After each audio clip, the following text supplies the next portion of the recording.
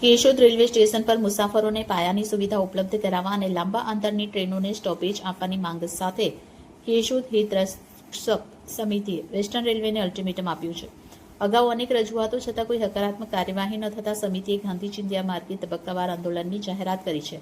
સમિતિના કન્વીનર રાજેશભાઈજી પંડ્યાએ વેસ્ટર્ન રેલવેના જનરલ મેનેજર મુંબઈ તથા ડિવિઝનલ રેલવે મેનેજર ભાવનગરને મોકલેલા પત્રમાં જણાવ્યું છે કે કેશોદ સ્ટેશન ભાવનગર ડિવિઝનનું મહત્વપૂર્ણ સ્ટેશન છે, જ્યાં મુસાફરોની સંખ્યા અને આવક બંને નોંધપાત્ર છે. વડાપ્રધાન નરેન્દ્ર મોદીના હસ્તે ₹24.43 કરોડના ખર્ચે સ્ટેશનના આધુનિકીકરણનું કામ પૂર્ણતાના આરે છે. કેશોદ ઉપરાંત માંગરોળ, મેંદરડા, વંથલી સહિતના વિસ્તારોના હજારો મુસાફરો માટે આ મુખ્ય રેલવે સ્ટેશન છે. નજીકમાં આવેલા સાસણગીર અભયારણ્ય અને કેશોદમાં નિર્માણાધીન આંતરરાષ્ટ્રીય એરપોર્ટને કારણે ભવિષ્યમાં મુસાફરોની સંખ્યામાં વધુ વધારો થવાની શક્યતા છે.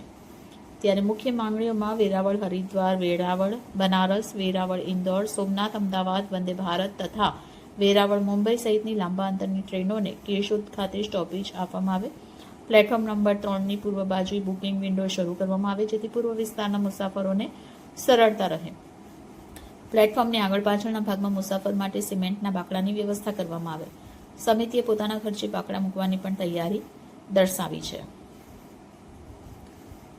કેશોદ હિતરક્ષક સમિતિના કન્વીનર રાજુભાઈ પંડ્યા કેશોદ શહેરની અંદર લાંબા અંતરની ટ્રેનોને સ્ટોપેજ આપવા માટે તેમજ પૂર્વ તરફ બુકિંગ વિન્ડો શરૂ કરવા માટે અને પ્લેટફોર્મ નંબર 1 અને 2 નંબરની અંદર આગળના અને પાછળના ભાગે જે લોકલ ડબ્બા આવે છે ત્યાં બેસવા માટેના બેન્ચીસ મૂકવા માટેની અમે રેલવે તંત્રને લેખિતમાં માગણી કરેલી હતી.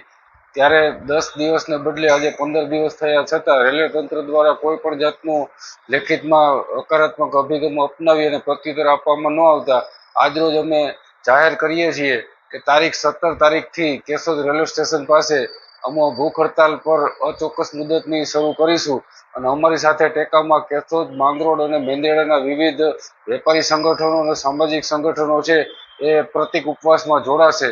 અને આમ છતાં રેલવે તંત્ર દ્વારા કોઈ પણ જાતનો હકારાત્મક અભિગમ અપનાવવામાં નહીં આવે તો 22 તારીખે જબલપુર સોમનાથ જે ટ્રેન છે એ કેશોદ રેલવે સ્ટેશનથી બપોરના 11:15 વાગ્યે પસાર થાય છે એ ટ્રેનને રોકી અને આંદોલન જલદ કરવામાં આવશે.